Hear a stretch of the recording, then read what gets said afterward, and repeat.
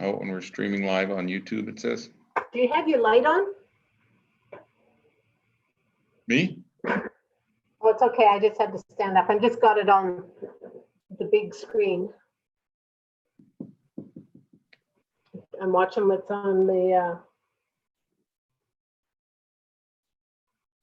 There we go. We got all 3 flags there now. Yeah.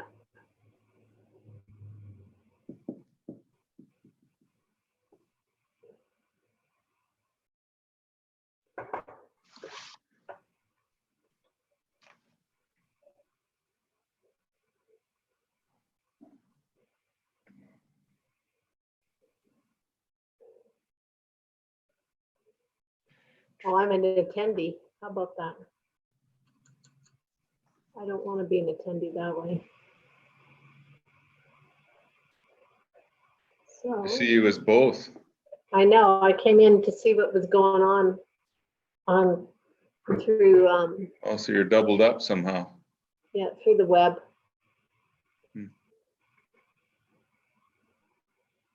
There's Councillor Schwarzenberger, still in San Francisco.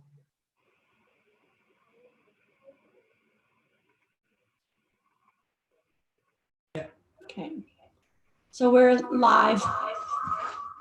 Yep. We'll be right back. Can you hear me? Yep. Yep.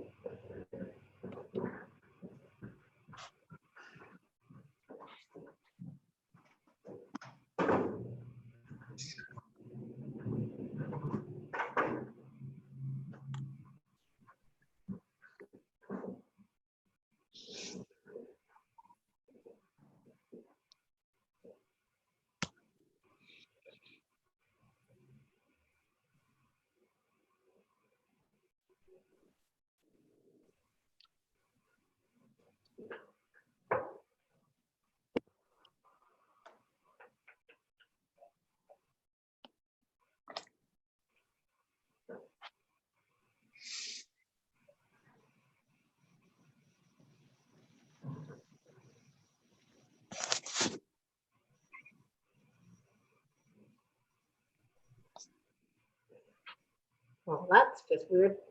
What happened to the screen? Diane, get away from it.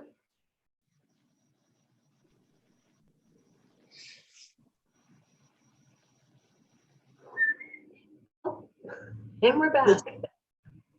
It's back.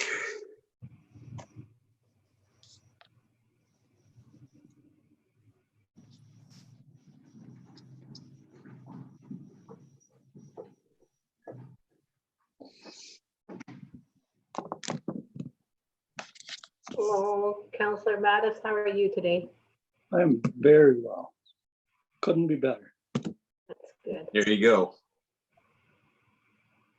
Planting garden, painting. It's amazing what. Good. What kind of vegetables am I going to get this year?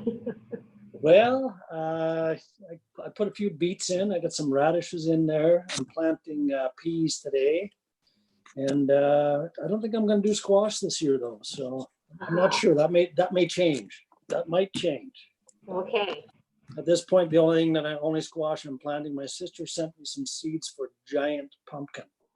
Oh yeah, no, I'm not. If I'm successful, it could be only, 200, 300, 400 pounds. Make sure you got a forklift you can get close to it. Well, I'll just cut it up into small pieces and roll it out that way. Oh, look at, she's got a blue wall today. And her shirt matches. My town of Oliver shirt. Oh, I can't Nice. see Councillor Ventimiglia. Oh, here we go. So okay. Where did that gallery view thing go? It's Yeah. going to be a little bit different. So you've got, if you look at the top, you'll have, currently right now, you probably have the double show thumbnail video. And if you go next to it, it'll show a gallery. It's got a whole bunch of little tiny squares. Next to where, sorry? Up at the top, It says more. no, I don't have more per se on mine.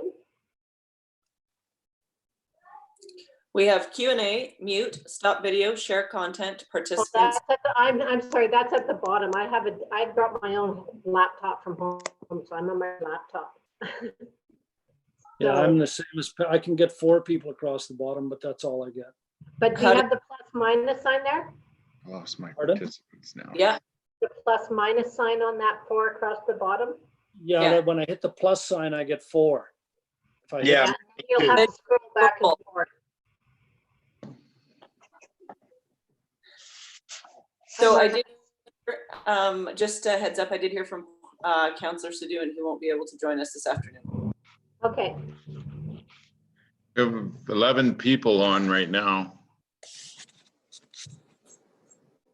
I got Let's see. 12. Counselor Hello? Rice.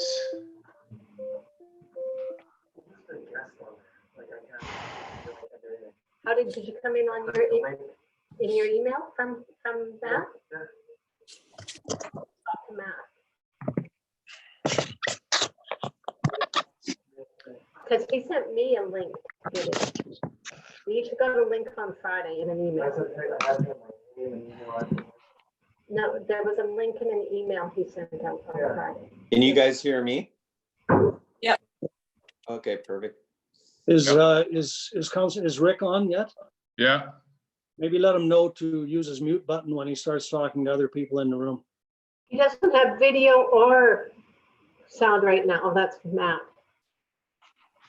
I'm here, but I can't figure out my video today. I don't know what's going on. Okay, last week you had people coming in and we could hear you talking in the background because you didn't. Yeah, at the very end, I didn't mute it. That's fine. I think I'm automatically muted. Okay, there we go, video. Okay.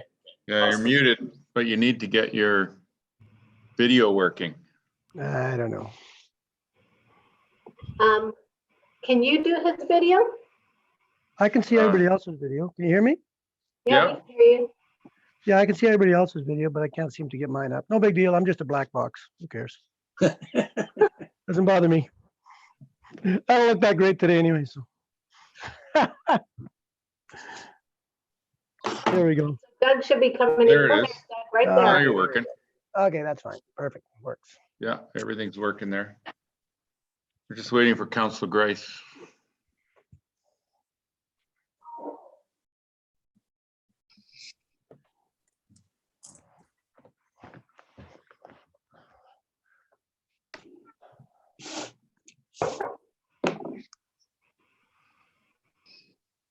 I'm just gonna call Amy to help her through this.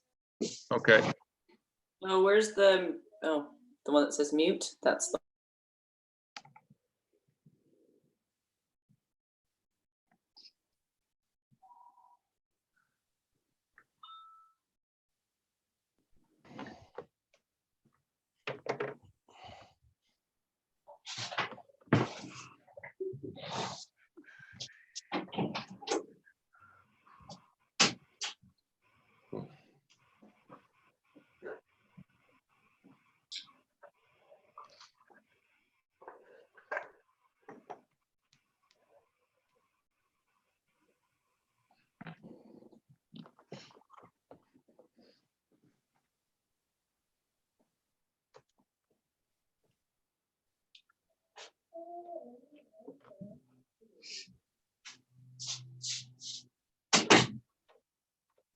She's on her way in.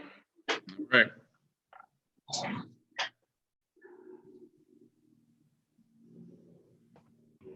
Did you see Western Canadian Select Oil is trading less than zero? You have to pay people to take it off your hands? That's because the May contract expired today. So guys were trying to dump it. Tomorrow it'll even out a bit. People couldn't find storage. All the storage facilities are full.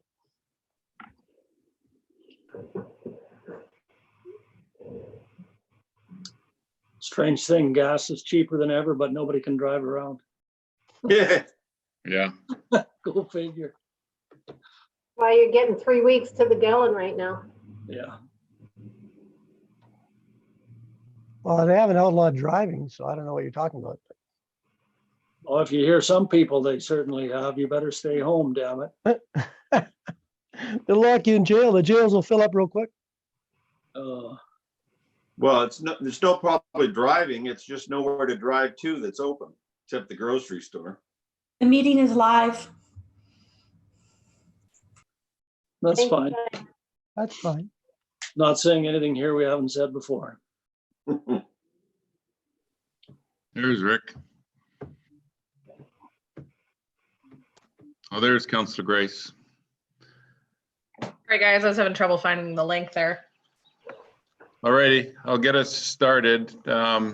Before I do, I have a participants list up on the side of my laptop here, so I will be able to see who's all got their hands up. So let's try and work through questions or comments using everybody putting their hand up. We'll see how that goes. And we'll just get started. We'll call this special open meeting of council, Town of Oliver, Monday, April 20th, 2020 to order. And I'll ask if there's any late items to add to the agenda. Thank you, Your Worship. There are 2 items for discussion, and that would be the Agricultural Workers Foreign Domestic and SOS graduation class banner recognition. Okay. And I also have a motion here that we have to go through as a resolution to close open meetings to the public. The motion is that council resolves during the provincial state of emergency to utilize the powers provided under ministerial order number M083 local government meeting and bylaw process COVID-19 order section 3 to not allow members of the public to attend an open meeting if the meeting is not considered closed to the public. Can I have a mover? So moved. So moved. Second, please. And I'll call the question. Is there anyone that objects to the motion? And the motion is considered carried. And then I'll look for a motion to adopt the agenda as amended. So moved. Moved. Second, please. Second. Seconded. And again, I'll call the question. Is there anyone that objects to the motion?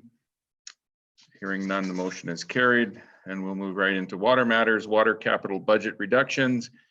And I'll pass it over to the CFO whose report is attached. Thank you, Your Worship. When we met in early April, we were going through various items in the budget, the utility budgets and our operating and capital budgets with the town, with the idea or the purpose to identify non-essential either work or projects or specific items that could be deferred into a future, either a future fiscal period or later this fall or later this year. And therefore, the staff have put together a list of projects in the water budget.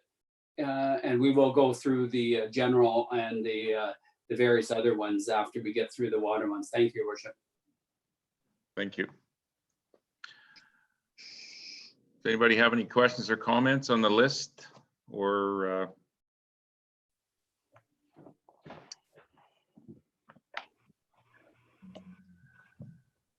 so Doug, I'll just ask the question. So we're just looking at, these are projects that that can be postponed, or this isn't going to impact our tax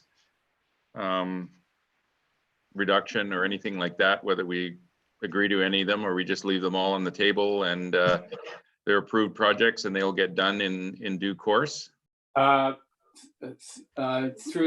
Your Worship, the projects that we're identifying here, for example, they were coming out of the water utility fund, so they were in the capital budget, which means that we were including it within our rates, and it was actually monies that was either coming out of our reserve or the rates, one of the two, or where we get our funding for these projects. At that time, it was identified that, you know, some of these projects, more than likely with a slowdown of work, and we still have Gallagher Siphon project, that's our main focus, and I'm sure Sean can probably identify why these projects specifically were selected, and what the ramifications of them if we either defer them or don't do them in 2020? Okay, I can expand on that. I chose a few projects on the water capital side. The canal risk assessments and potential hazards, it's not critical. We don't have a lot of risks on the normal part of the canal except for the siphon area. But we still want to do an assessment, so we could push that off. Town siphon load and stress assessment, that's a little more difficult in finding a consultant to do the work, and that work would likely not take place until late fall anyways. Outfall culvert repair, Road 11, we were hoping to have it done already, but because of timelines and things happening, it's slated to be done in November now and go out to tender, and that's $165,000. But we could push that into next year's capital, and as long as it's done before runoff starts, because this Road 11 takes runoff from one of the creeks that did cause us trouble a couple of years ago, and the culvert is in need of repair. So water meter replacements, that's out of the finance department. Maybe Doug can expand on that.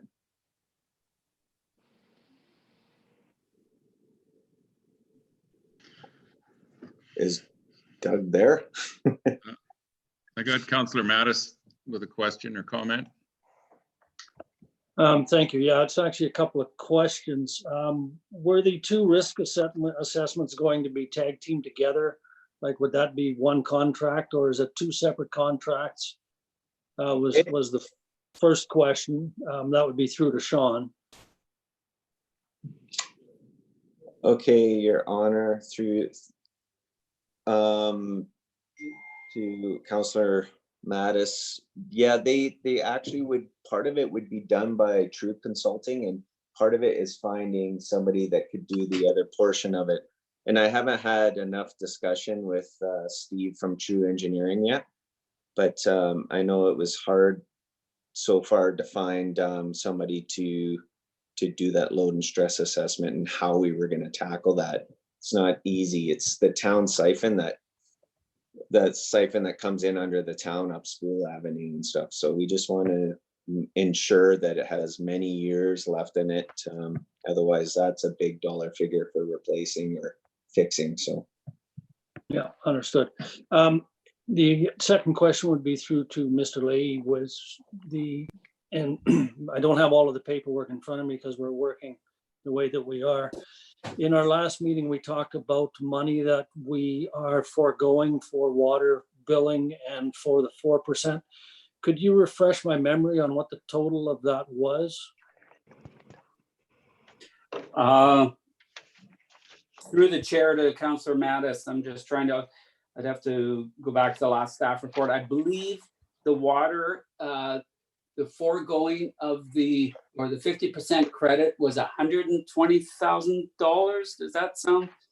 I think it was around that amount of money. I'd have to go back to the previous staff report and look. I thought it was in that ballpark. Okay, and then the 4%? The 4% would have been about 100. Yeah, it would have been closer to $100,000. Okay, so between the two of them, we're talking about 220 thereabouts. Yes. And the reason I asked the question is because if we're not spending this money, then this money obviously stays in the account to offset those expenses. And I'm just wondering that, you know, if we look at it as we're not doing these, and I know they will have to be done someday, but should we maybe proceed with some of this, or, you know, one of the projects, or even if we're unable to find someone, that maybe we should begin looking for someone to do the town siphon load and stress assessment. I certainly agree that one's far more important than the canal. The canal is fairly straightforward and obvious. but the pipe under the town is not so much. Mhm. And I just wondered if we, as a council, shouldn't consider moving ahead with that particular one. And if we're unable to find someone, then that moves it into next year anyways.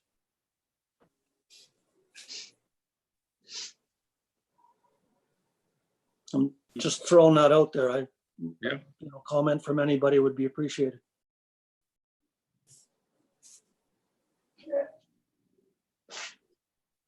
I got Councillor Grice. Let's listen what Councillor Grice has to say. There you go. Thank you, Your Worship. I guess just sort of in conjunction with what Councillor Mattis was saying, and I know he had said it before too, is if we have an opportunity to be sort of injecting some money into the economy here, into our local economy, I think it's important to keep the projects going that we can. The question that I had would be through the CFO, I guess. And I don't know if this is putting the cart before the horse because we haven't had the property tax discussion today yet. But before we sort of start making cuts, is what is that dollar figure that we're sort of aiming for to be able to recoup through the relief that we're providing? Is there, and maybe we don't have that number yet. Our through the chair, first of all, the list that was put together by staff was asked from council to look at non-essential items, and so that's what staff has done. Is there a dollar value that that staff or council is working to? Not to my knowledge. We've already cut back our tax increase to zero, to nil, and we provided a rate credit. We rolled the water back to 2019 levels, plus we did a rate credit for all the utilities. Therefore, I think probably more the onus was felt to ensure that only essential projects that were being moved forward in 2020 and to ensure that they could get done. And was it possible to have some of these done, knowing that with the pandemic out there, is it possible to have contractors bidding on these? And I don't know those answers. So I know it's a long-winded answer, but thank you, Worship. Yeah, I mean, I guess to follow up, I mean, you could almost consider like having that injection into the economy, the local economy, as being essential as well. And it is, I mean, there's so much up in the air right now because I'm sure there's going to be a number of these projects that can't go through anyways because the labor isn't there. We can't get the bids because companies aren't working for various reasons due to what's going on right now. So I don't know if there's particular projects that have been identified already as that won't be able to go through because we know that we can't get the labor or the, contractors aren't available. Or, I mean, do we have any sort of for sure projects that won't be able to go through yet? I guess that would be a question for the Director of Operations through the chair. Can I answer? Yes, please. You're the only one. Well, I had my hand up, but I didn't hear a response yet. So I know that I pointed out we had a previous meeting before, and there was opportunity to save some money for Packing House Lane. We just need a little more consulting money, and we have to do a little bit in the background, but there's potentially $360,000 there that would likely not start until early next year, that project. But we want to get it all ready to go and packaged up and decide on what option we were going to do. So we still want to do that. That was a major project. Some of the other ones that I may look after that may not get done. That's a good question at this time. Are we not still on water? Yeah, sorry.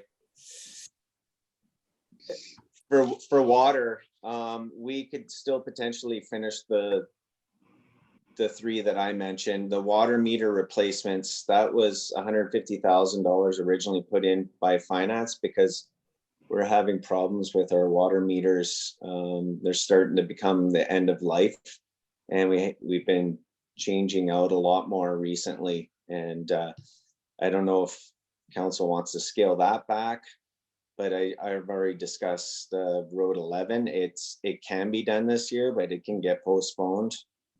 I agree with Councillor Mattis that we still got to move forward and try to figure out what to do for the load and stress assessment on the siphon.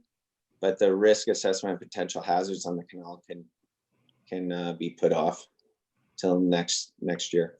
That's not critical. Councilor Ventimiglia? Thanks. Take myself off mute, put my hand down. So I guess piling on just a little bit, if I understand correctly, all of these projects that we're talking about in both water and in the general budgets are projects that currently fit in our budget with the rollbacks that we made. So going back to 2019 numbers or reducing our proposed increases. And if that's the case, if I understand correctly, then in my opinion, we should be, as has been said by a few others, moving forward with as many things as we possibly can. If we can't find consultants or there's a shortage of labor, that's a totally different issue. But if there are things that we can get done, I think we should, because just 2 or 3 months ago when we talked about all of these items, they were important to get done this year. And remembering the big long list of things that we pushed out from this year to next and to future years, if we hold off on projects that we could get done this year and that are already budgeted for and put them to next year, then that's only going to have a domino effect for years and years to come. So I would like to get as much done as possible within the budget that we have. Again, understanding that some things won't be able to get done, but I think that that's a different conversation. And that's, my opinion, stands for both budgets that we're gonna, or both the water and the general budgets that we're looking at. That's it. Thank you. Councillor Schwarzenberger? Thank you, Worship. I agree with Councillor Ventimiglia. We should get as many projects done as we can, and hopefully as many projects as can be done by local suppliers, so that we're helping the economy. The 9% tax increase, I believe when we discussed that, was covered by the fact that we're no longer buying a back truck. The 50% utility cut was to come out of reserves. So I think we have the money if, as Councillor Ventimiglia said, if we can't find consultants or people just aren't available to do the work, the budgeted money for those projects would go into reserves and would be available for next year. So I think, in my opinion, we should just roll ahead and do as much as we can for the remainder of the year. And those are my thoughts. Thank you. Thank you. Councillor Mattis? Thanks again, Your Worship. I understand and appreciate the point that Councillor Schwarzenberger and Councillor Ventimiglia are both making. All of these items have been approved in our budget already, so we were just looking for ways, if possible, and this question was more around procedure, that because they're approved, we would be making motions to take things out if that were the case. Certainly recognize what you're saying is true within the water and sewer, or with the general and sewer budget, but in the water budget, because of what we've done with the 50% reduction and the cut of the 4% increase this year, it's not being paid for by reserves. What we're actually doing is limiting the amount of money that we would be putting into reserves for the next project, the major project that's upcoming. So we would have to borrow more. So in that particular case, it does, for water alone, it becomes more important as to whether we proceed or not proceed on certain projects, because that will put more money in the bank for the Gallagher Lake siphon. So but I do support what you're saying on the other budgets. And I'm just thinking that if we can afford to do without the projects that have been put forward by staff, Unless objections, I would see us proceeding, if possible, to find a contractor, which at this point doesn't even sound like it's necessarily possible. But proceed with the town siphon load and stress assessment and move the other ones in the next year so that the impact of the changes we've made is not so severe on the water budget, because it is a separate budget. Your worship, can you see everybody? No, I can't. Yeah, see because I've everybody. had my hand up quite a while and I thought you It's might. not showing up here, Councillor Michelle. Okay. And Councillor I Michelle, can't are see you doing it- everybody. I can only You're see doing it 5 at a time. electronically? Are you putting your Okay. hand up electronically? I'm putting my hand up on my screen on my phone. I can see my hand up and I can see 3 other people, but I guess your worship can't see everybody. So No, maybe but if I there's want to make, there's a way of putting your hand up electronically. yeah, it's for the next meeting. For more Um, to Your raise worship, I'd like to just, I think all these projects that are in this water capital, if they're projects that we deem that need to be done, then we're not really, it doesn't really matter because all it means is, and Councillor Mattis alluded to it, and I think it's kind of important, that point is that we had quite a substantial transfer to reserves this year, to the water capital reserve account. That just means that that transfer won't happen. It's really, unless we could cut these permanently, I think we just go ahead and do them. I think there was one other thing that I wanted to mention, and I was going to ask Sean a question about this. The seismic improvements to Flume, I think it was Flume 3. Can you remember the total amount, Sean? And that to me, I've been thinking about this the last little bit, is I know that it might be already awarded, but I'm just wondering if that project is not going to be done until the fall, if maybe that's something we could get out of. I mean, we've lived with that flume. When I asked the question, what kind of shape structurally, it's in perfect shape. That was the answer. Where it's going to be upgraded in case there's an earthquake. Well, it's been there for I don't know how many years, decades and decades, and that risk's always been there. That might be something we might be able to cut out completely and save a lot of money. It just means we're taking a bit of a risk, I guess, but that risk's always been there. It's kind of almost like a luxury to me. Now, if it's been awarded and they've started to order materials and they're going to do the work now, then I guess it's too late. But I think it was around $300,000, and that's close to the figure that we had, might be worth looking into, see if we could get out of it. These are extraordinary times. Anyway, that was the question. I think the other projects just means we don't have that transfer to, if we got to do them next year anyway, and they're crucial, might as well do them this year. That's my opinion on that. Thank you. Director of Operations. Through the chair to Councillor Michelle, we did award that already. And I believe Grayback is, I'll have to find out where it is, but I think they're scheduled to start soon. They've probably have talked to their fabricators because they're using another company to fabricate all the steel plating for Flume 3. So it may be able to put it off on hold. I'm not particularly sure at this moment. The only reason I asked the question was not put it off, because once again, if it's crucial and you're putting it off, then whether you spend the money this year and if it's already going, it's already started. Yeah, well, then the answer, I guess we can't get out of it. Because to me, like I said, it's basically almost, it's a luxury, because that's one we could have done without. It's too bad. It's too late now. And cut it forever. I mean, it's been there forever, but it's too late. So as far as the other 4 items, whether we put them off or do them this year, my opinion would be to just continue with them. It just means we don't have that transfer to the Water Capital Reserve account. It's a healthy account. It's got $1.9 million in it. So we'd have to do them next year. So it's, and all we would really be doing is maybe piling on more capital projects for 1 year instead of spreading them out. And that might be hard on the town.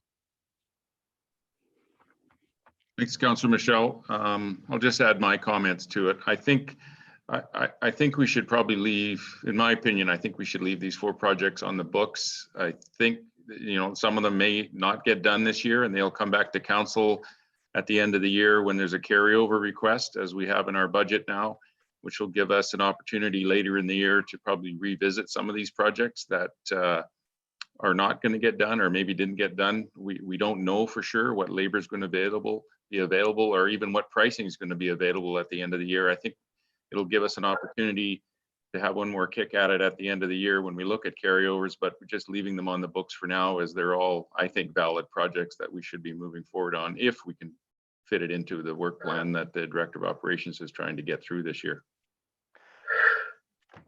Your worship, just one other question through the Director of Operations. Could we find out from Grayback on the other question, Sean? On whether putting it off until, Well, no, I'm just thinking that, you know, if it's a situation where nobody's made any play, I mean, let's ask the question, you know? These are extraneous times, and that was a big ticket item, you know? If there were, I mean, it's worth making a phone call, you know? it's and- about 100, just over 150,000, that Yeah. project. Yeah. Yeah, we Anyway, can. If I it's can- going, it's going, Sean. I mean, I'm just thinking that it's a luxury, you know what I mean? It's been there forever without, and structurally it's fine. So it might be worth that phone call. That's all I'm saying. Mhm. If I I mean, can comment on that though, Councillor Michelle, we had quite a Yep. discussion about that particular Yep. project and felt, you know, that it was an important project to go forward on, but also that if we were to re-tender, that the cost would come in considerably higher. It seems to me that we've got that project at a pretty good price right now. Would that be true, Director? Yeah, through your worship, I agree with you. I did Okay. mention that before, that likely if we were to put it back out the tender, that the pricing would go up just because of, it's a little more labor on the health and safety side to properly install the platforms in order for them to do their work safely. So Grayback was below the other two by quite a margin, and I think if they were to rebid it, it would increase quite a bit. Then let's continue. No problem. CAO? It's okay. I was just going to comment on the fact that we have already signed in the contract. So we'd have to look at that to see if we could get out of it, but it looks like everyone has determined that you want to go forward, so. No problem. Any further comments on the water capital reductions? All right, then we'll move to business. Excuse me? So did you need a motion, your worship, that, or did you just, it was sort of a consensus from hearing everybody? I mean, what did you want to do with that? I guess if someone wanted to put forward a motion, it would be to cancel a project. So Otherwise, if there's no motion, then they just proceed, right? otherwise, there's no motion. They've already been, they're already approved projects. Would that be correct, CAO? That's correct. Good enough. So just to make sure we're all on the same page, does anyone want to put a motion on any particular projects forward under water capital reductions? Okay, we'll move to business, general and capital budget reductions, and I'll pass it over to the CFO, whose report is attached.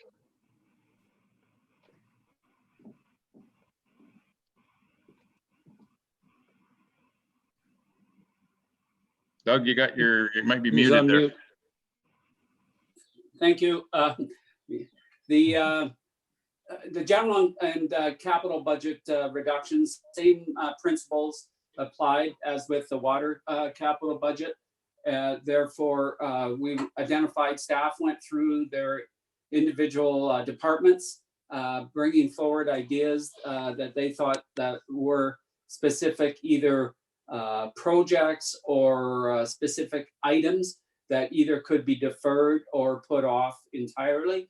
And like you see, we went through the admin department, legislative, the building area, public works, and then at the end, we can get into capital projects as well. So I'm not quite sure which way you want to go, if you want to go department by department, or if we just want to deal with them as council sees fit and brings it forward. Thank you, Worship. Okay, Councillor Mattis? Thank you, Your Worship. Based on what I heard about the water budget, I would have to agree with the sentiment of Councillor Schwarzenberger and Councillor Venamila that we just proceed on this. What should happen is, given the circumstances, is at the end of the year, we should, some of these things, even though they're approved, will not be spent because it's just not possible on travel, conventions, and some of those things. So what we should see is a larger amount rolling into reserves at the end of the year is how I would read this situation.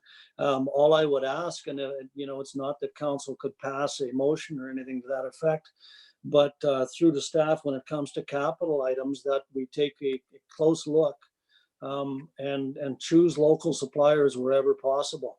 If it means a dollar or two more, then I'm totally in favor of that at this point. If it needs to come back to council to approve that sort of thing, I would certainly be in favor of spending extra money in order to keep things local. I think that's very important right now. Thank you, Councillor Mattis. I'll go to CAO first. Thank you, Your Worship.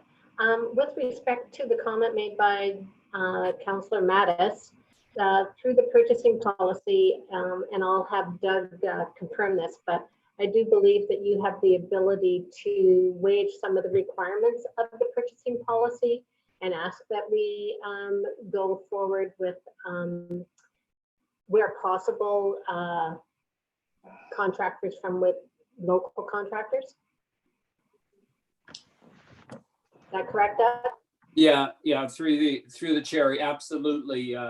If we're going out to, and we use the local contractors quite extensively anyway, but where there are situations where we're comparing costs or getting quotes from one or the other, we certainly do have the ability as a council to waive that purchasing policy and to direct staff to buy local. Thank you, Worship. I see a Councillor Schwarzenberger there. I just have one question on the 4 items: administration, legislative, building development services, public works. Those items are what you're proposing to cut out of the budget? Through the chair, those were items that we as staff brought forward to council, saying that we felt they were non-essential. Whether or not council chooses to agree with us, that's totally your call. But we know for a fact, like travel and conferences, almost all conferences have been canceled, so staff aren't going anywhere, as well as same thing with council as well. And so there's many of those type of non-essential items that we're just not going to attend, and we won't be spending that money. Okay, thanks, CFO, but I think we should go through council. There might be the odd item on there that council may want to keep in the budget, so we should pass through everybody. If anybody's got any comments, put their hand up, and I'll start with Councillor Schwarzenberger. Thank you, Worship. Just procedurally, is it possible at all for the CFO's report to be on the screen instead of just business E1, general and capital budget, so that we can see his report and go through it? And for me, the thing that comes top of mind for me is the second part-time bylaw officer. I think that's essential that we keep that in the budget. And I don't remember, I read the recommendations, but I don't remember them off the top of my head. And since I can't see them, I'm kind of at a loss here. Thank you, Worship. Okay. I'm not sure if Diane will be able to accommodate that. I'm just looking at it right now to see if I can add it on. And just for Councillor Schwarzenberger, what I've been doing is putting my Zoom down and bringing the agenda notes up. You can't see what's going on. It's like a little bit more cumbersome, but you can do it. Right. I'll try that. Thank you. Okay, Councillor Grice. Thank you, Worship. Just a couple things. So I would agree with amending or suspending, whichever it was, the purchasing policy so that we can direct staff to hire locally if possible. I did have some items highlighted here that I did not want to see cut, but I agree with sort of the way the conversation's been going already, in that I don't think we need to make these cuts. I think it's good that we have this list. Maybe, you know, further down the year, if things are looking a little bit different, we might need to come back to this. But for now, enough of these items are going to drop off anyways, just because of what's going on. So I think we're going to see some capital loosen up because of that. And I would be happy with just to go forward with as much as we can. Yeah, like specifically with the second bylaw officer, I think with the issue with the agricultural workers coming into town, I think that's going to be important that we have that extra presence there, just to speak to that one specifically. But I you know, there was nothing here that I really felt was super important that we cut out. I think it's best that we just go ahead with what we can. Thank you. Councillor Mattis. Thank you, Your Worship. Yeah, just to say basically the same type of thing. All of these things have been approved already, and they will just drive, if they're unable to get them done, they'll just drive greater reserves at the end of the year.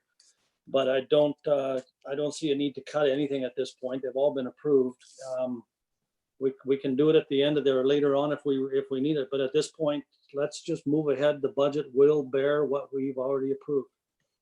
I got a hard copy of this because I knew I had this problem last week, not being able to see the reports at the same time. So I did ask the Ms. Vakovich or Mrs. Vakovich for a copy. Might be something we have to move back to is hard copy so that we can be on the meeting and look at the reports at the same time. Thanks, Councillor Mattis. Councillor or CAO first.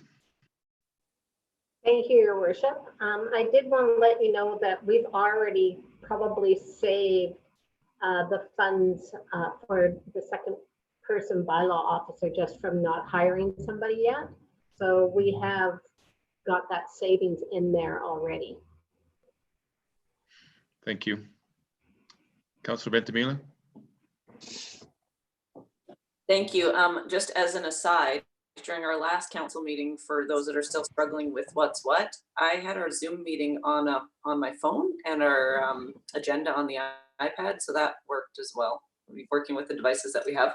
But I would just kind of basically, I don't want to repeat the whole thing, but say what I said before.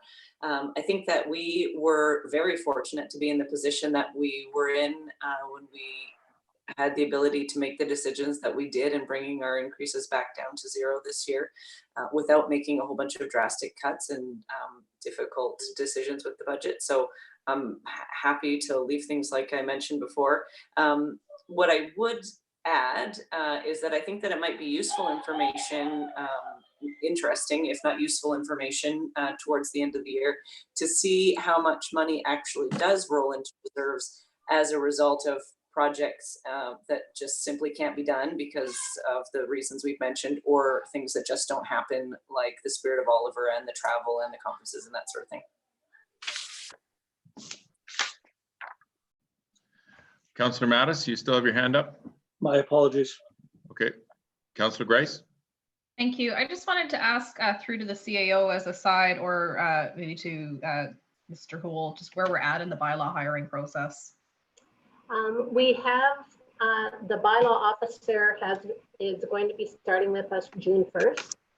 Okay. We went through that process earlier, and we have a date of June 1st for her to start with us. And now we wanted to have this conversation with council prior to moving forward with the second one. So because we had identified it, but we will move forward with that one now as well. Thank you. I don't see anybody else's hand up, and from what I'm hearing is that there seems to be an appetite to just continue, just keep moving forward. Don't cut anything out of the budget. The budget cuts will basically take care of themselves, and we will review this, have an opportunity to review this later on. So would that be, I think if anyone disagrees with that, please let me know. And I see the CAO has her hand up. Thank you, Your Worship. I'm just wondering if council would like to put forward a resolution with regards to waiving of the purchasing policy. Or if you'd like to do it one for each project.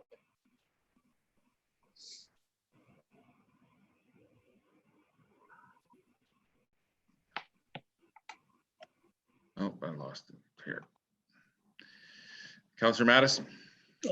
For me, I would, I'm not sure what the policy says, whether we're allowed to go, whether we're obligated to take the lowest bidder, whether there's any margin for local bidders. I'm not sure how it reads at this point, so it might be something to come back to our next meeting to take a look at the actual policy itself and then determine whether we want to hold it off or use it on a one-off basis as things come forward from staff.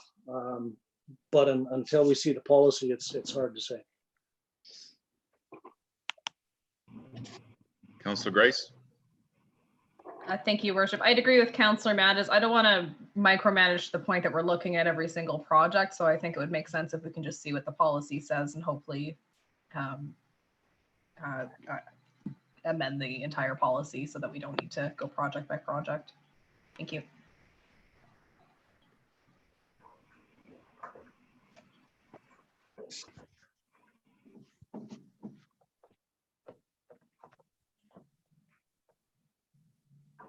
I will make the motion on the screen. That council directs staff to bring the purchasing and sales policy to a future meeting for council's review regarding preference for local suppliers. I'll second. Seconded. Any further comments, questions on this one, council? Hearing none, I will call the question. Is there anybody that objects to the motion? Motion is carried.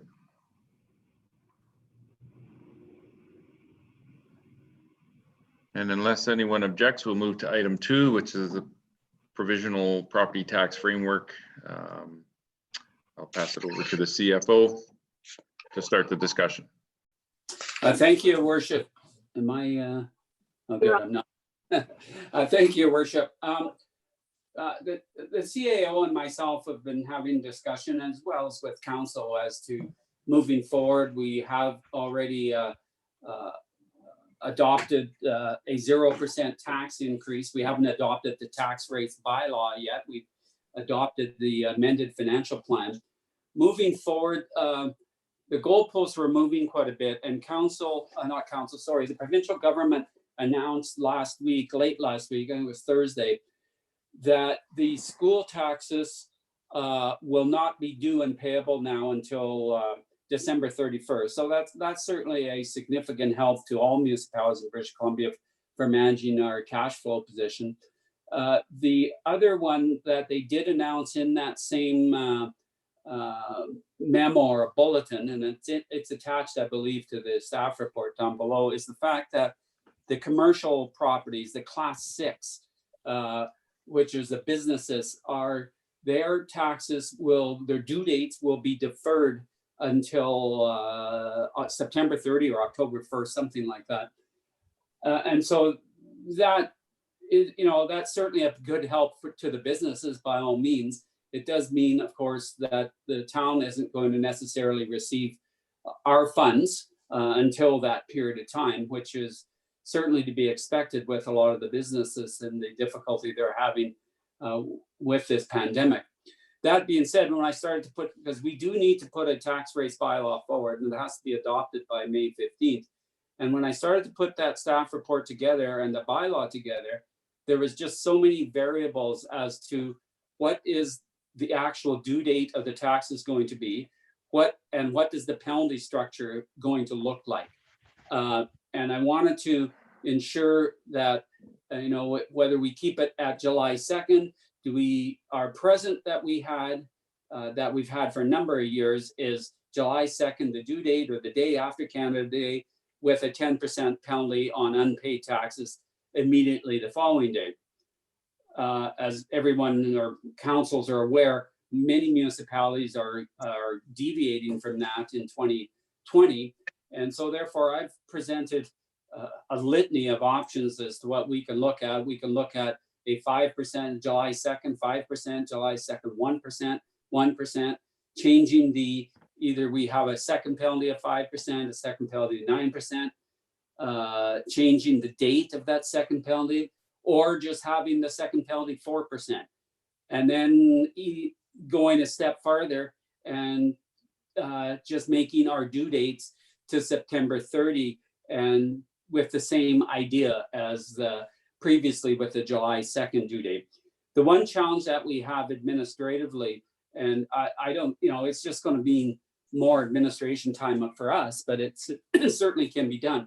Our software that we use right now doesn't have the ability to charge penalties by the class of assessment. So if you're a residential property owner and your taxes are due July 2nd, but the commercials due September 30th, our software can't delineate that because it's all gives it one penalty on a specific date. But that being said, I'm expecting, I think there's around 200 class 6 properties, and there's like 2,300 class 1. So there may have to be some manual adjustments, and we're prepared to do that. Like if council chooses to leave the July 2nd date. I was talking with a fellow person that I know, a collector actually from Coquitlam, who was 35 years in this business. And he was telling me that the consensus was in the Lower Mainland, they thought they were going to go with a July 2nd due date and a 5% penalty. And so that was pretty well, and no other penalty. It was just going to be a 1 penalty in the Lower Mainland. I haven't heard much from the other municipalities. I know, I believe that Princeton has gone July 2nd with a 1% penalty on July 3rd and a 9% penalty, I believe, on October 1 or something like that. So there's a lot to chew on, a lot to think about. I personally kind of like the July 2nd with a 1% penalty, and then then council can tell me where they want to go with a second penalty, if we even have a second penalty. So I'll leave it to council, and the CAO probably is going to want to add something more from the provincial announcement that I've missed. Thank you, Worship. Thank you. Councillor Mattis. Thank you, Your Worship. A couple of things. Yeah, lots of options here. I'm not clear on all of the options. For example, maybe the CFO could clarify. Number 2, due date July 5th, 5% penalty October 1st, 5% penalty. And I think someone forgot to finish the sentence. Yeah, thank you. I believe I meant 5% penalty on the due date was July 2nd, 5% penalty on July 3rd, and then October 1st, the 5% penalty. And the rest of them would read the same way? Yeah. Okay, that clarifies that. The second point I would make is that a 1% penalty on July 3rd. What is our average tax bill? I think it's $1,500, $1,800, $2,000. Yeah, So that'd be pretty close. Yeah. So with a 1% penalty on July 3rd, it's kind of meaningless when you've got an $1,800 bill and the penalty is $18. That's 1%. So not that 5% or 10% is a whole lot different, because it's only 5 times that number, but $18 on an $1,800 bill is kind of meaningless. And I'll just jump in through the chair. I forgot to say is, in my opinion, the town of Oliver, just because of the demographic in the town of Oliver, there is a lot of retired people, and a lot of the people aren't in that same problem or financial difficulty that a lot of other municipalities are in. So I think the July 2nd due date, I think many people will adhere to the July 2nd due date just simply because it's been there for a long period of time, and they're going to claim the homeowner grant, etc. And so the question then becomes, what is that penalty? Is it going to be like 5%, 10%, or defer it off till September 30 period? And so I don't have the answer to that. just to finish up for myself, looking at the list and now that I understand how it works, and there is a multitude of options. We can pick any day of the week or anything that we want if we choose. I favor a due date of July 2nd with a 5% penalty August 15th. That's basically a month and a half, because July 2nd is the beginning of the month, when you think about it. With a 5% on August 15th and another further 5% on October 15th. And that falls in line with many of the provincial programs and extensions that the government is planning provincially. So that's kind of why I picked those dates for myself, but I'm open to anything from other councils. Thanks, Councillor Mattis. Councillor Grice? Thank you, Worship. Yeah, I'm pretty much in line with what Councillor Mattis said. I think we should keep the July 2nd due date as well so that we can get as many payments in as people are able to make, but then to defer the penalty. I mean, the 1% the day after, I kind of get that because I think it's not so much about the money, but it more sets the intention, like the due date is the due date. But for those who can't make the payment, that gives them the option to do that later down the road. But I would support Councillor Mattis' suggestion of doing, I think he said August 15th for the first 5% and then October 30th. Is that what it was for the? I went October 15th. October 15th. And that's 2 months later. Yeah, I mean, I think that works for me as well. Thank you. Thanks, Councillor Grice. Councillor Schwarzenberger? Thank you, Worship. I agree with my two fellow councillors. I think we should stick to July 2nd. I think the 5%, is a good idea for August 15th. And for me, I don't, the people that aren't going to be able to pay it aren't going to be able to pay it. So their penalty August 15th, I'm not sure we should tack on another penalty. I'd kind of like to see just one penalty August 15th, and that's it. As the Director of Finance indicated, we have a lot of seniors that will be able to make their tax payment. We have a lot of people that pay their taxes into the bank through their mortgage. They're paying PIT, so those taxes would come in automatically as well. But to tack on 10%, when interest rates are zippity doodah, I think 5% is plenty. And those are my thoughts. Thank you, Your Worship.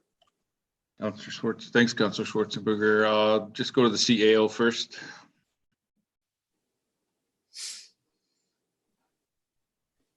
CAO? Nope.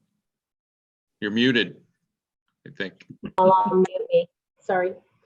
From the conversation I'm hearing, so I'm looking at, then there would be possibly three penalty dates, 2 for residential, and then the one, would there be also 2 for the commercial properties, because theirs is October 1st.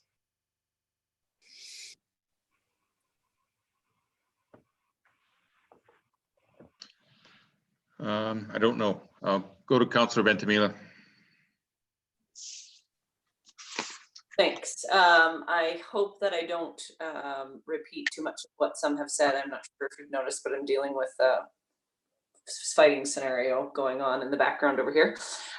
So I, after giving this a bit of thought, I agree with everybody that we should stick with the July 2nd date. But I like the idea of that 1% penalty on the 3rd, because as has been mentioned, the 1% is of fairly little consequence if you're not able to make that deadline and you need to pay a couple months down the road. It doesn't tack a lot on. But for those that are in a position to pay on time and do so automatically or however has been mentioned, that'll make sure that, I mean, that's a little bit of extra incentive for them to make their payment before July the 2nd. For those, again, that aren't able to do so, it doesn't penalize them excessively. But as Councillor Schwarzenberger said, this idea of the multiple penalties that get us all the way up to 10%, maybe being a bit harsh this year. I would be in favor of the second penalty being 4%. And in light of what the CAO just said, lining that up to go along with the business timeline so that we only have a second timeline. So if I understood correctly, that would be October 1st. So then 1% on July the 3rd for the reasons mentioned. And then the second and larger penalty being the 4%, which gives a total of 5 if you haven't made that deadline. And that being for October the 1st to line up with business, the deferred business tax date. Thanks, Councillor Ventimiglia. Well, I guess I should throw a fourth scenario in there just to keep things complicated, so to speak. I do kind of like the penalty associated to July 1st, because I think that will be an incentive to people to pay for July 1st or July 2nd. If we do not have a penalty to August 15th, then basically like some people will pay July 2nd, but there's no incentive to really pay on July 2nd, even if it is only $20. There's no incentive there.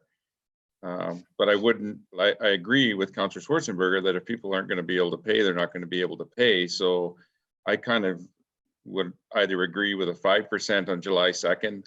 I think 1% is kind of next to nothing. If you're not going to be able to pay, you're not going to be able to pay.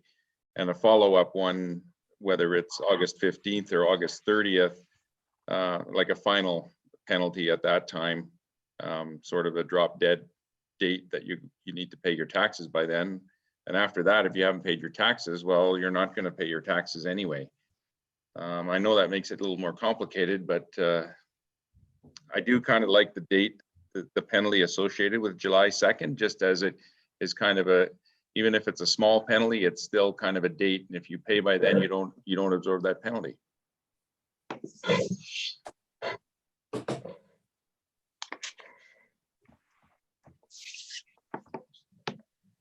Councillor Ventimiglia? Yeah, just to that, or to those points made, the reason, again, why I prefer the 1% penalty on July the 3rd as opposed to the 5 is because it isn't excessive, and it really is. It wouldn't.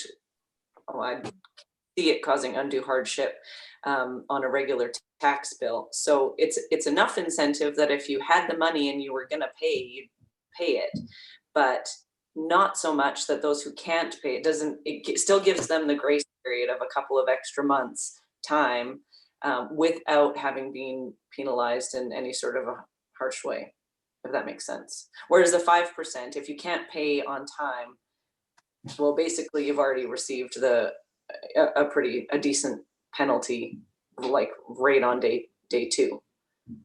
Whereas we're trying to give a little bit of extra, like a grace period. And so the 1% really, in my mind, is a grace period. Thanks, Councillor Ventimiglia. Councillor Grace? Thank you, Your Worship. Yeah, I kind of have gone all the way around the block on this and came back to where I started. I do like the 1% at the beginning as well, because I think, like I said before, it sets that intention that the due date is the due date. I would be in favor. I mean, I don't want to make this really logistically difficult for staff. So if we can make that second payment date on October 1st, just so at least they've only got 2 dates to deal with, I think that would be nice for them. I don't know how onerous it is to split this all up. Yeah, and then I would probably change my tune as well to bring it down, just because of what's going on this year, for the second payment to be 4%, so that it's a total of 5%. I don't know, maybe just if we could hear from Doug again, like how big of a deal is it going to be to have all these multiple penalty dates? Thank you, through the chair. The penalty dates are only administratively an issue if people don't pay their taxes. If they pay their taxes, then there's no penalties apply, so it's not an issue at all. Like I stated before, there's around 200 commercial properties on on our tax roll, which is about 10% of our total tax roll. It's, you know, it's in a day's work in a finance department. Like, it's just something that we do. And so we would go through and find our businesses, and we would have to reverse the penalties if they haven't paid, because they're technically not due till September 30th. So it could be done. It's not, I wouldn't classify it, it's super onerous. It's just, like I said, it's all in a day's work. So if I could follow up, what percentage of, I guess, both of residential and commercial owners are usually late with their tax bills or with their tax payments? That it's not as significant. I'd have to look at our tax. I think our penalty revenue last year was around $35,000, and so I don't know the exact number of people are late, but that is the penalty amount. And that was a 10% penalty in 2019, and that's the amount that was on our books for the current taxes. Okay, thank you. I'm gonna hear what everyone else has to say. Mr. Schwarzenberger. Thank you, Worship. So as we've gone around the horn once, I think I'd like to put forward a motion that we look at option 5, which is a due date for taxes of July 2nd, a 1% penalty July 3rd, and a 4% penalty October 3rd. I'll second that motion. Okay. Councillor Mattis. Thank you, Your Worship. Councillor Schwarzenberger made the motion before I had a chance to say. I just did the quick math for the CFO there. At 35,000 in penalties, that represents, on our current system, a 10% penalty. That would represent 350,000 in taxes, thereabouts, which would be approximately 200 houses at $1,800 a piece. Just wanted to give that math. So it's 10% are businesses, 10% are late for a 10% penalty.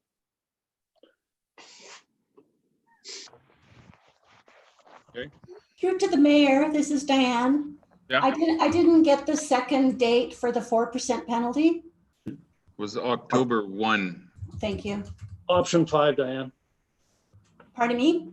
Option 5. Yes, okay. I'll just bring that over to the screen.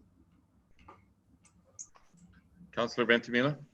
So I'm in favor of that motion, but can I ask that we get a recap on what the province has done as far as putting off the dates of items that we ourselves are responsible to pay? Because the conversation last time was around not wanting to put ourselves in a difficult position come midsummer when we had a bunch of big bills due that we weren't able to take care of. CFO. Thank you, Your Worship. I'm just flipping down. I thought we had it in this agenda. From what, and maybe it is here, I'm just reading. It's in the report. Pardon me, I'm sorry? It's in the report. It's in the report? Yeah, From what I understand. Measures for local governments. Okay, go ahead, Kathy. Okay, so the changes that they have done, temporary changes to the property tax requirements. Local governments will have the ability to borrow interest-free from their capital reserve funds, freeing up billions in assets to cover temporary revenue shortfalls. They will have up to 5 years to build back the reserve funds. Municipalities will be able to access school tax revenue collected for the province until the end of the year. If a local government chooses to hold on to the property tax, it must first be used to pay other taxing authorities, including regional districts. Working closely with MFA, local governments will be able to extend their revenue anticipation borrowing for a second year past the current year limit of 1 year. To minimize impacts on MFA, the province is asking local governments to first use the delayed school property tax payments and their own capital reserve funds before seeking short-term borrowing through MFA. Municipalities will still be required to make all the required remittances to other taxing authorities, Additionally, municipalities will be required to make the full annual payment to TransLink and BC Assessment in August 2020 rather than August and December. So we will be required to pay both the regional district and the hospital district and the school taxes, I do believe. No, not the school taxes, but the Assessment authority. the assessment authority.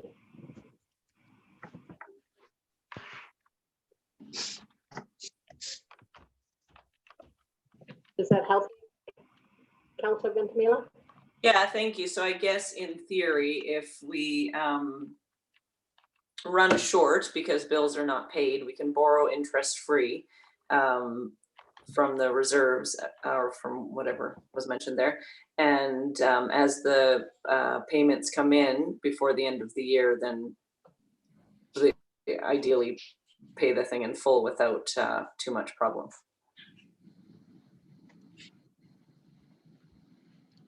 I do believe that's correct. Thank you, Your Worship. I will be opposed to this motion. I don't believe that a 1% penalty on July 3rd all the way till October 1st is sufficient incentive. For the average homeowner, that means they don't have to pay their taxes until September 30th for $18 more. I don't think that's sufficient.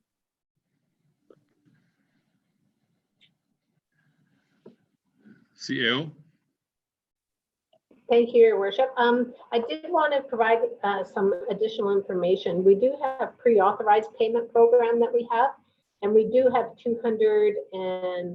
about 260 folios that do pre-authorized payments for taxes. So I know that those properties will be, the funds are already here for those particular properties.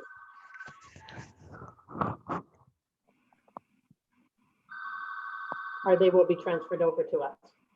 Oh no, they're in our bank account, are they not, Doug? Yes. Councillor Grace? Thank you, Worship. So I guess I would just say the idea here is to help people that need help. So, you know, maybe the incentive won't be there, but between those who are paying through their mortgage, those who have the pre-authorized payments, those who are seniors and are going to be able to make the payments anyways, hopefully that's going to get us close enough to paying the regional district levy and the hospital district levy and still give room to those who need it. And if we're able to, you know, essentially borrow out of our own reserves and pay it back before the end of the year, once all the payments come in there, I mean, I think that's the thing that we can do to help people right now that need help. So that's why I was in favor of this motion. Thank you. I guess my comments would be, I'm struggling with the October 1st date. I do believe, I like the incentive on July the 3rd, and I think a lot of people will pay that way, but anyone that's looking at it's gonna go, for 18 bucks, I can wait all the way to October 1st. And we have a lot of stuff that we have to pay on August 1, July 31st. I think going 4%, and then also going down to 4%, I struggle with that. I don't think I'm going to be able to support this motion unless we were going to move that October 1st date to September 1st at the latest. I could support it at 4% on September 1st, but October 1st, that's just basically we're delaying our taxes till October 1. Councillor Ventimiglia? I think you're on mute. Yeah, I took myself off of mute and I forgot what I was going to say. I mean, darn, it was something really insightful. I can get into that. But no, it's nowhere. It's nowhere at all, except for that I stick with supporting the, from everything that I've heard, the motion as presented. Oh, there it is. It came back. The wording, I think, will be important with this, as it was with our first quarter utility bill. We're encouraging all those that can afford to pay by the due date to do so, and for the reasons that we've listed. We have the bills that we have to pay ourselves. We have things to take care of ourselves. And again, that 1%, even though it's not much, it's something. And so if the money's there and it's ready to go and you pay on time, you save that 1%. So I think that the messaging around this would be important. But again, if you can't pay it on that date and you're struggling to pay it, this is not putting further penalty on those people. It just gives a good grace period for those that are struggling to catch up, and hopefully they can do so by October 1st. So I totally still support the motion. Councillor Mattis? Thank you, Your Worship. As a taxpayer, and I spend 20,000 plus a year in taxes because I'm own enough properties and businesses and that sort of a thing here. I'll be quite honest with you. I will not be paying my taxes until October 1st. As a businessman, $20,000 in the bank for 3 months, I can do better than $200. I can use that from a cash flow perspective far more effectively. And I'm not alone in that thinking. There's a lot of other smart business people out there that will think exactly the same way.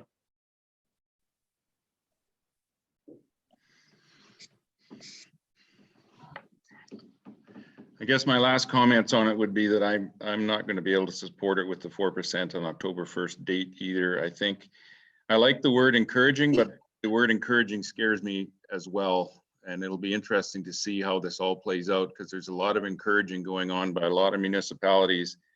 And it'll be interesting to see how that plays out, and how much money. I guess I would have one question to our CFO. If we find that the amount of taxes haven't been paid as we encouraged everybody to do so, how long before we have to put a anticipated revenue bylaw in place to be able to cover the shortfall? Or do we have to do that sooner than later? Through the chair, we don't have to do it sooner than later. I do anticipate when the tax bills do go out that people historically will pay. Like it's a lot of the elderly population, once it's in their mail, they will definitely come in and they'll claim their homeowner grant, and possibly defer their taxes, etc. So, but there are a portion that of course wait till the due date. Taking that in mind with your question, the cash flow that I've been looking at, knowing that August 1, we're going to be paying about $1.9 million to the regional district, the two hospital district and the regional district, we definitely would be looking at putting in revenue anticipation bylaw forward. Probably we'll know more, certainly probably about middle of June. Thank you, CFO. Councillor Ventimiglia? Thanks. Just to Councillor Mattis's comments about not paying the tax bill until October 1st as a business decision. We've already heard that the business tax is not due until October 1st. So that's kind of a moot point. You don't have to pay till October 1st anyway. I'm talking about all my tax bills. Okay.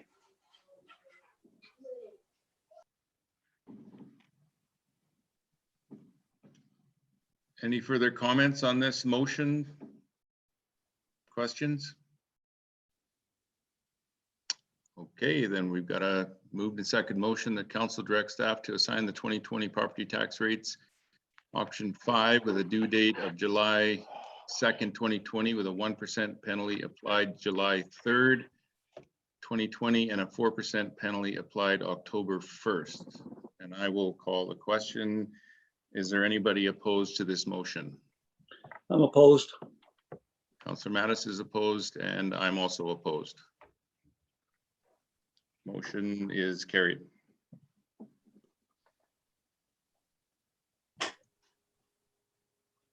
Moving to item 3, supportlocalbc.com initiative. I'll pass this over to the CEO for a verbal report.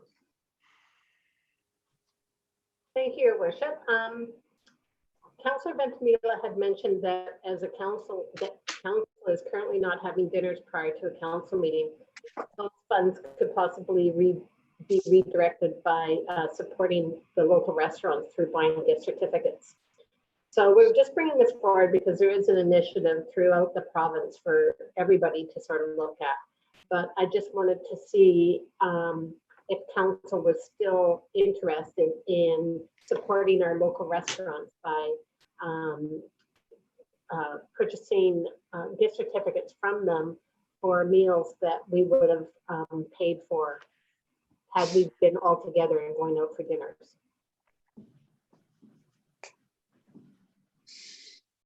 Councillor Ventimiglia? Thank you. So I think since we had that conversation, we made the decision to cut the first quarter utility bill in half, and we're encouraging all of those that can do so to use that money in their local community. I think from what I've seen, both on the street and online, people are doing their very best to keep their money local. We've talked about our purchasing policy, waiving that either on a case-by-case basis or in its entirety, as well, to keep as much of the local tax money that we take care of local. So for right now, I'm comfortable with all that we're doing, but without adding an additional layer, but I'd be interested to hear what anybody else has to say.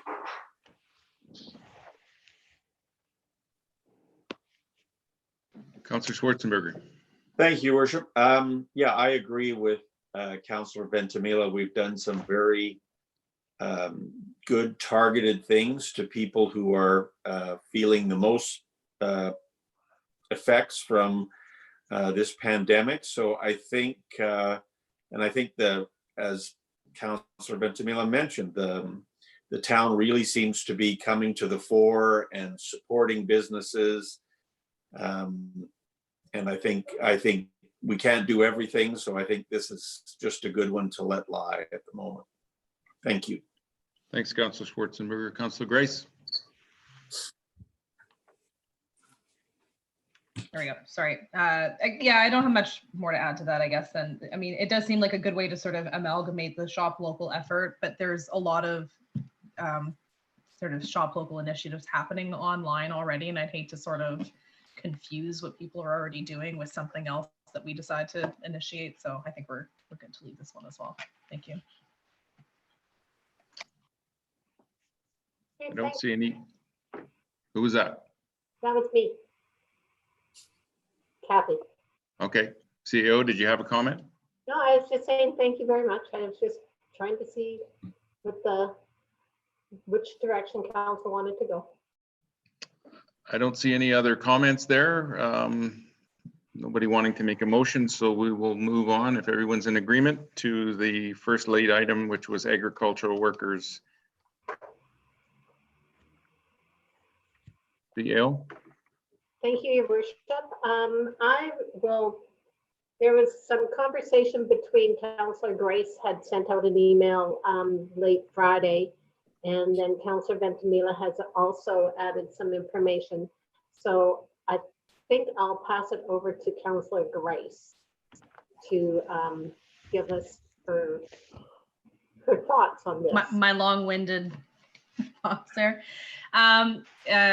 Thank you, Your Worship. Yeah, it just came, it was sort of initiated by a phone call with a friend of mine who's a field inspector with Consolidated Fruit Packers, and was talking about, and I think we've all seen it online too. I mean, people are concerned that especially the agricultural workers from Quebec have already arrived. So I mean, and I know the mayor has been in conversation with Selena Robinson as well. I just think it's really important that we keep this at the forefront. A lot of it for me has to do with sort of the nature in which the Quebec kids associate with each other. They're very communal. They go from farm to farm. And so it to me, it doesn't seem like there's any way to contain a spread should somebody in that community have the virus. So I'm not sure what the answer is, but I think that, you know, we did address keeping the second bylaw officer, which is really important. And part of the concern right now too is as far as what I've heard, there's no work for them for at least a month when the stone fruit thinning starts, and then it's going to be maybe another month after that before there's any picking that starts. I don't know if Councillor Michelle has anything to add as far as that goes. Sort of what the need is, I guess, for the farm labor at this point.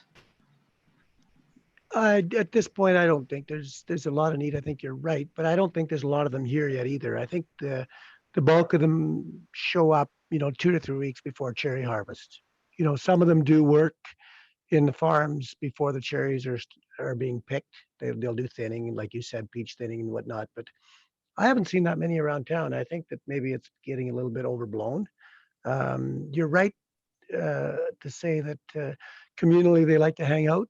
I know that on our farm, I had installed toilets and a shower and a kitchen area for them 30 years ago. So I mean we've never had a problem with having pickers in our own orchard.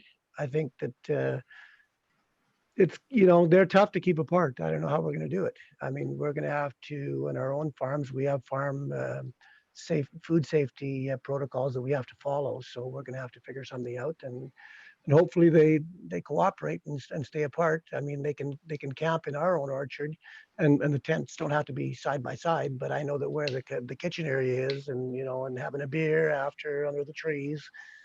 I don't know. I'm not going to be a cop.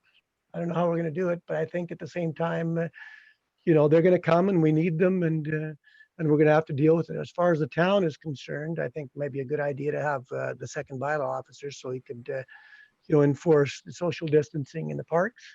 Hopefully, a lot of them stay in the orchards. That's all I can say. That's all I can add. Councillor Schwarzenberger. Thank you, Worship. Yeah, I agree with Councillor Michelle. I don't see a lot of them around, but and I think Councillor Michelle, I think he said one thing that was key for me is that he has put in wash stations and a kitchen and those kind of things, and I think that more than anything will help with alleviate any problems down the road, and I hope more and more orchardists who bring in French Canadian pickers will do the same. I think that's very important. The one thing I did hear about was at Loose Bay. I know that Alan Patton and the regional director were talking about getting Wi-Fi up there, and I think that's important as they want to stay their domestic fruit pickers want to stay connected.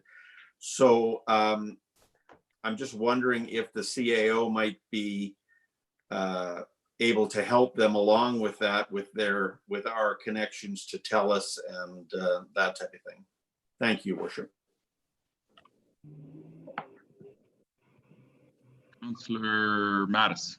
Thank you, Your Worship. A couple of things I have paid attention over the years. The Quebec universities do close or earlier than other universities across the country, so they do get out sooner and get on the road sooner. They are out here this time of year every year. I know it's more noticeable because of what we're going through right now. People are actually paying attention, but there are people from Quebec or pickers from Quebec, migrant farm workers or university students coming out here every year in April, because I have spoken to some of them and said, hey, you're 2 months too early, but they say, well, that's okay. We're just going to enjoy the country while we're here.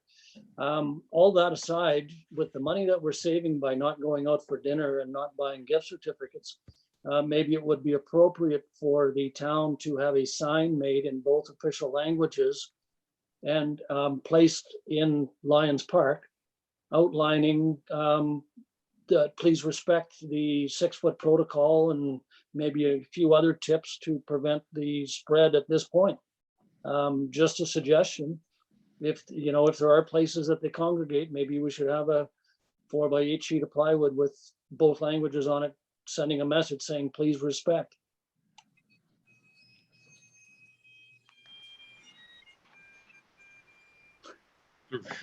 Councillor Ventimiglia. Thanks.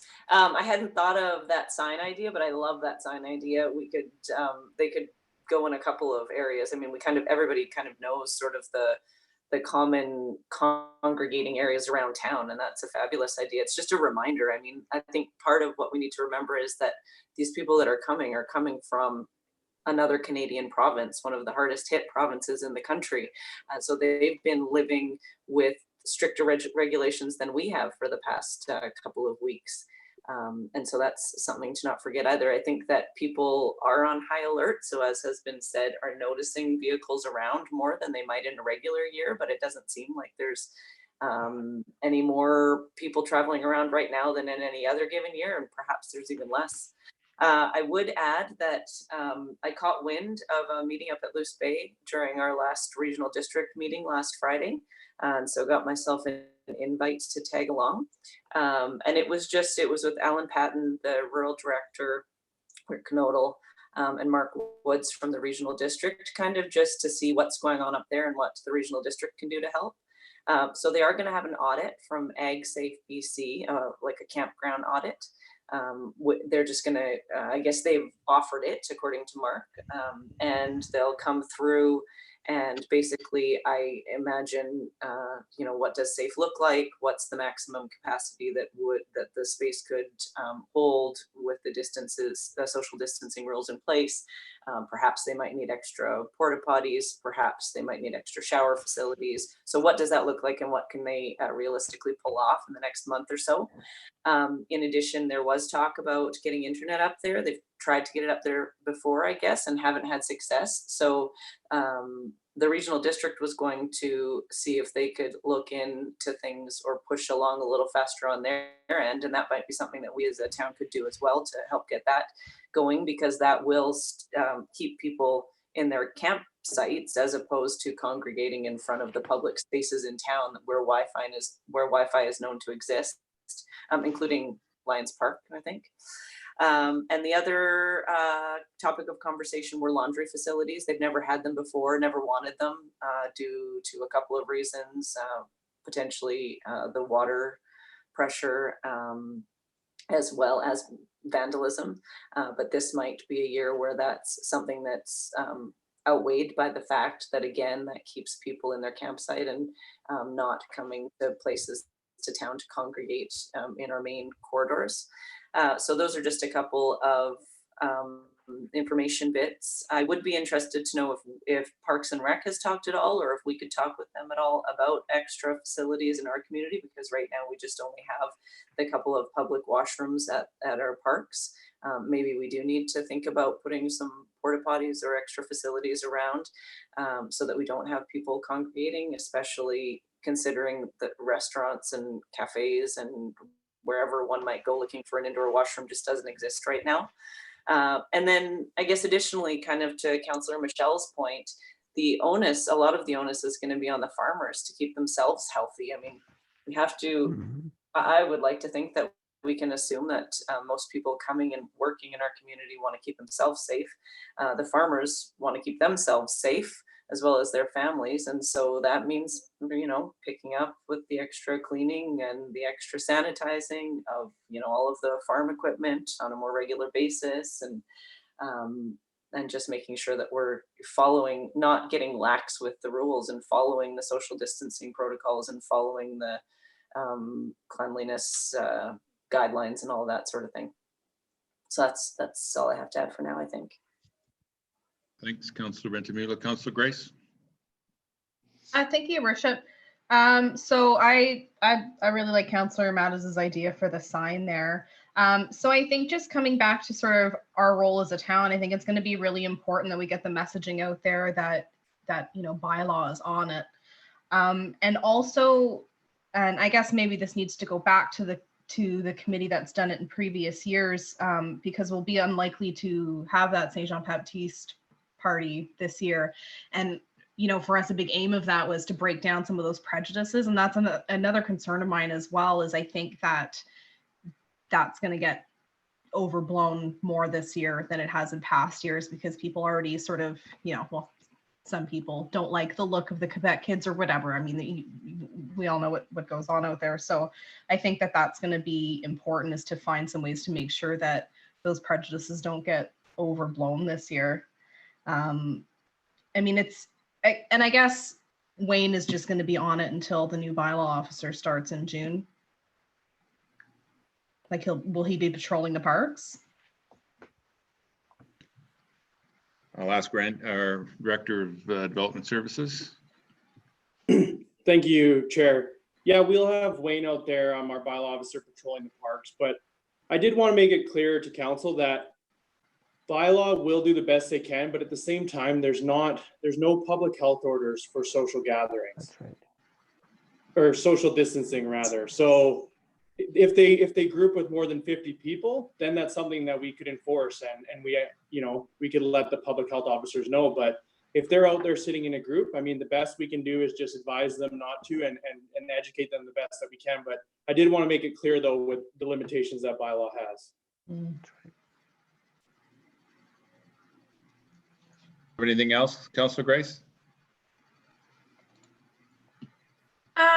No, not really. I mean, I think you've done a good job already, Mayor Johansson, of getting the word out there in your reports anyways, but as long as we can keep, letting the residents of the town know that we know that this is an issue and we're working on it and bringing it forward to the province. So that's good for me for now. Thank you. Councilor Mattis? Thank you, Your Worship. I would ask the Director of Development Services to double check the public health order. I think it might only be 10 people that are allowed, or whatever the case may be, but either way, we want to confirm that.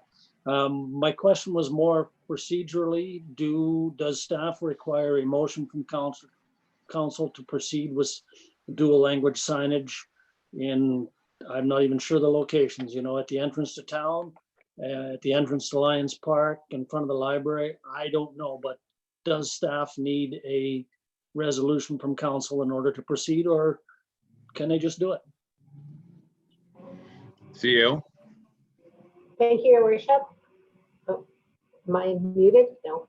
Okay. No. Too many buttons to watch. If you would provide us with the resolution, that would be appreciated. Thank you very much. I kind of feel like it's micromanaging, but I guess we'll make a resolution. Well, it's not really micromanaging when it's not in our budget per se. And you're asking us to use budget funds to do some signage. Oh, I'm sure we can find it.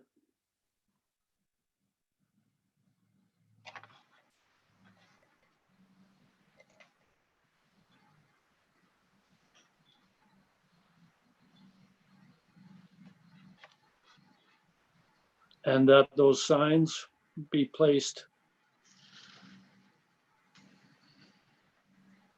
Prominently. in appropriate places. Prominent, sure.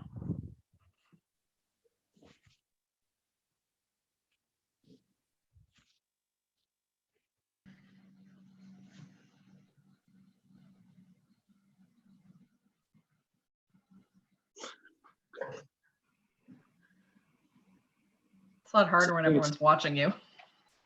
I think it's an I instead of an E.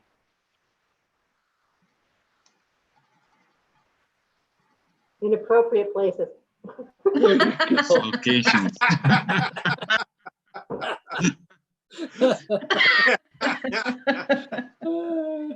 Appropriate places.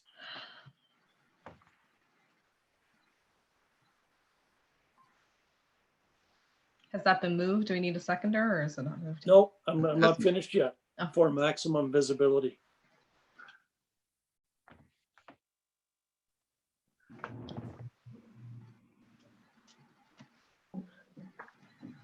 There's another $3 word for you. Visibility. I didn't hear the last words, Councillor Madden. Visibility.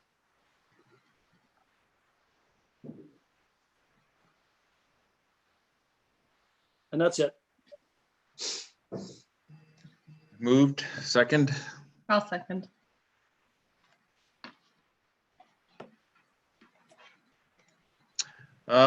Yeah, I'll vote for this for sure. I think this is a great idea. Having some signage up there is a great way, and having it in French as well as English, I think is a great way to go. For sure, this is probably one of the biggest hot button issues I've been answering questions on in the last 10 days or so, for sure. Even getting accurate information out there doesn't seem to be enough for some people. I've had challenges getting people to understand that, and people just do not think that these people should be here right now. They're concerned about the hospital getting overloaded. They're concerned about the elderly in our community. But there isn't any orders out there that is restricting people from traveling here or doing anything that they don't have to self-quarantine once they get here.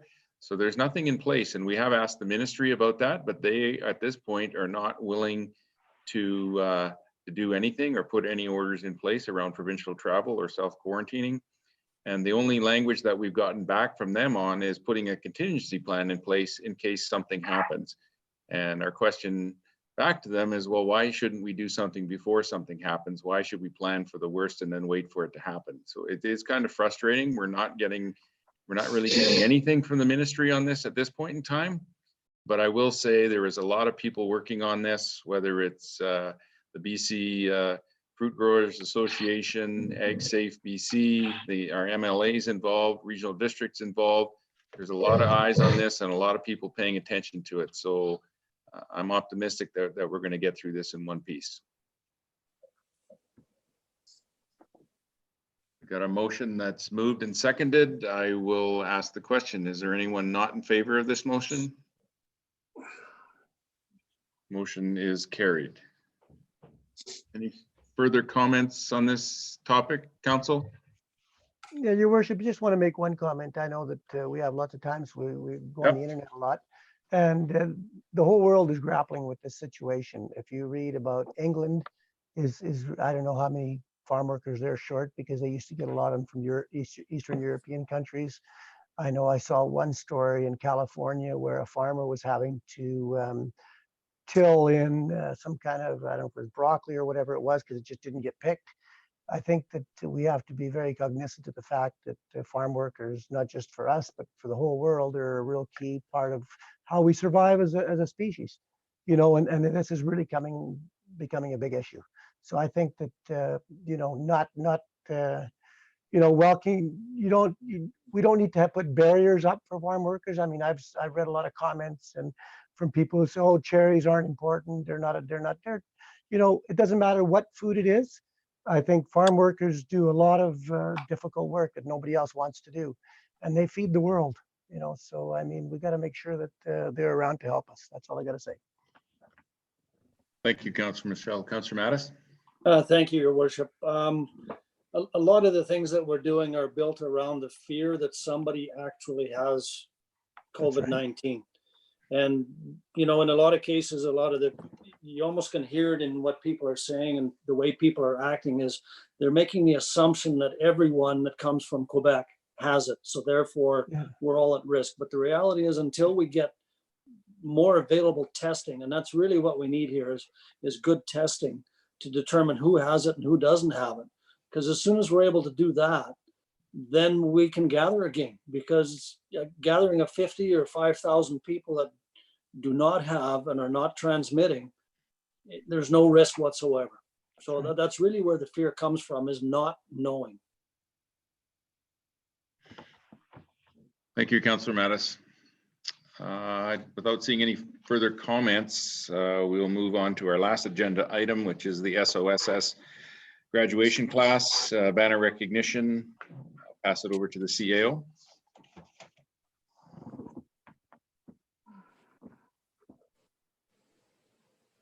I think you're muted, CAO. I hit it.